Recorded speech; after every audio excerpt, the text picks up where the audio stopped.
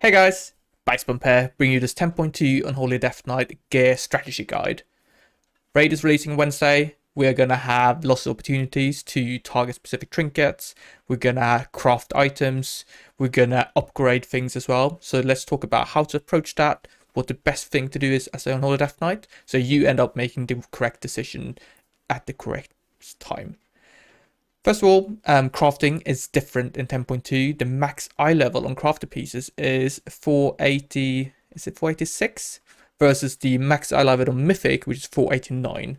So by default, crafting is less powerful and you will end up having much less crafted pieces equipped. Instead, what we're going to do is essentially craft our 2 embellishments and then just fill in whatever eye level slot we have left where there's like the most value to craft. We won't have the scenario where like we have 4, 5, 6 crafted pieces in our bits list, right?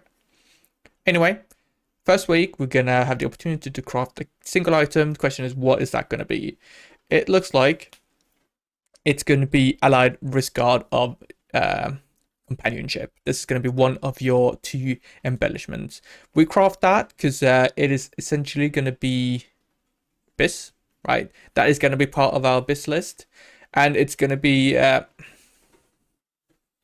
essentially a very safe bet. Now, you could potentially craft something else that would be a better immediate upgrade. Like, when you do your first craft, you sim your gear, and you might see, oh, hang on, my best craft is a pair of legs, because that leg gives loads of stats.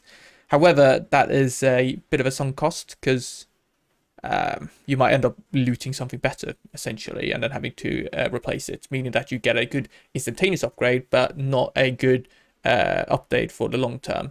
So I definitely recommend going for Allied Risk Guards to start off with. There is an alternative. The second embellishment we're going to want to equip is going to be Shadowflame Tempered Armor Patch. Yes, it has been nerfed, but it's still good enough, and we're going to want to put that on our cloak.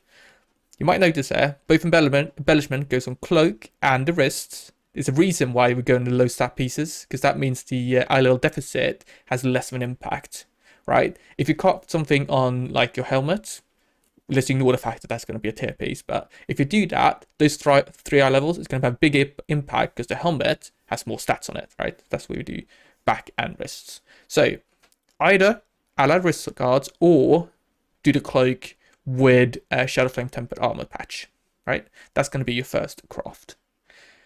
You could opt to do Blue Silicon. That is a very solid alternative.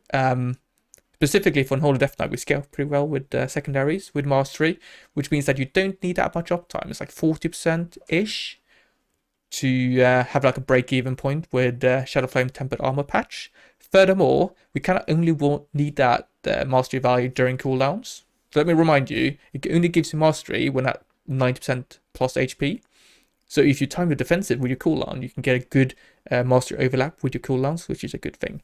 So generally, it is a very realistic option to do Blue Silicon, but I probably wouldn't do it early because on difficult prog bosses, it's probably not going to have enough uptime. And it's something you can do down the line when you're thinking, okay, I can now swap to this on this boss because I know I will have enough uptime to justify it. One final one to mention is the chest that gives versatility to allies. This is like a solid option, honestly.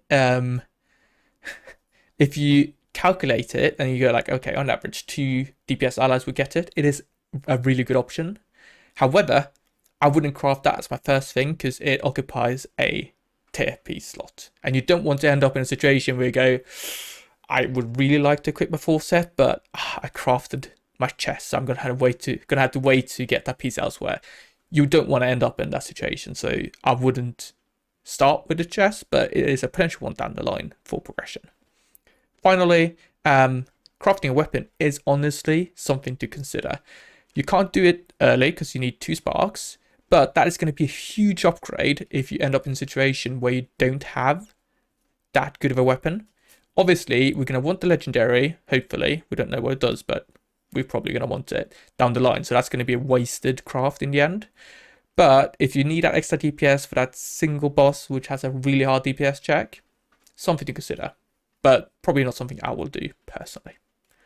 Right, that's your crafting. Let's talk about upgrading. So when it comes to upgrading, everything costs, is it crest now? There's an upgrade currency, which is flat for every piece, right? So it costs the same to upgrade a headpiece or a ring or a weapon. Not when it comes to flight stones, but the other one. The currency that's time gated is the same for regardless of which piece you upgrade. This means that you want to upgrade your weapon and your trinkets first. Okay, they generally give you the most bang for your buck. To do this properly, what you would do is essentially just simulate your character. It's a bit tricky to do, but you can essentially have a look at, okay, let's do a gear compare, and what is my DPS gain if I upgrade this piece or that piece or that piece, and then you just pick whatever gives you the most DPS, right? It is generally going to be your weapon, your trinkets, and then high stat pieces like helmet, shoulders, chest, legs, that kind of thing. That's the general kind of idea. Again, upgrading your weapon is, even though it is by far the best thing to do early, if you get your legendary, that's a wasted upgrade, so something to consider. You're probably going to still do it, but hopefully you get the legendary early enough that you don't end up putting any crest into that one, which are then wasted. Now, trinkets. What are we going for here? So the Unholy Death Knight wants one active trinket that will synergize with our 3-minute burst window, and then we want one passive trinket that either does a lot of damage or gives lots of secondary stats. The unused trinket, by far, the best one is Mirror of Fractured Tomorrows.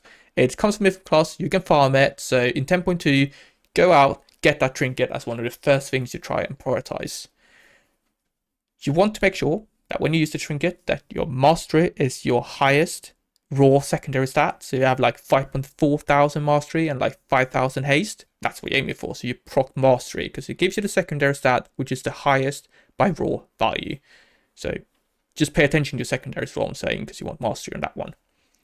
Now, for your passive trinket, there's loads of good options, right? I'm just going to put them up here and list them. So we have Pip, we have Resins, we have Accelerating Sandglass, Porcelain Crab, and we have Cataclysmic Signet Brand.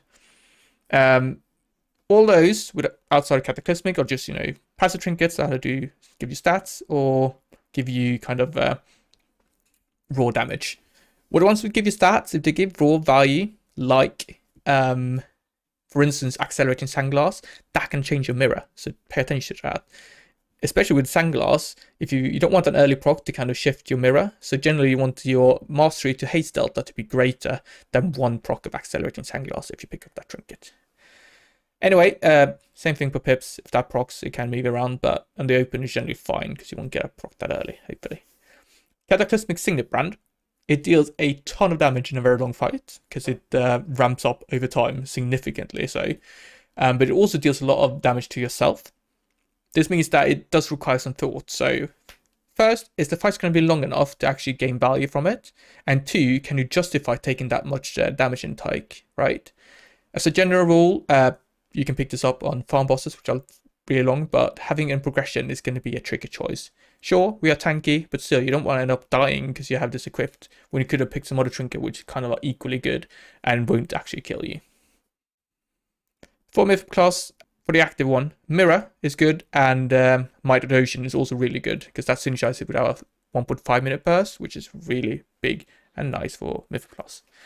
For the passive one, we want to have secondaries, so no raw damage trinkets, which means that we can choose between pips. We have Accelerating Sandglass, Porcelain Crab, and Gore Crossed Butcher's Block. That's kind of like the options. All right, that's gear for you. All right, patches on Wednesday. Hopefully you make the correct decision. I'm going to be crafting wrists, most likely. Leave a comment down below. Let me know what you're aiming for. Upvote, downvote, consider subscribing, and I'll see you guys in the next video. Thank you very much for watching. Bye-bye.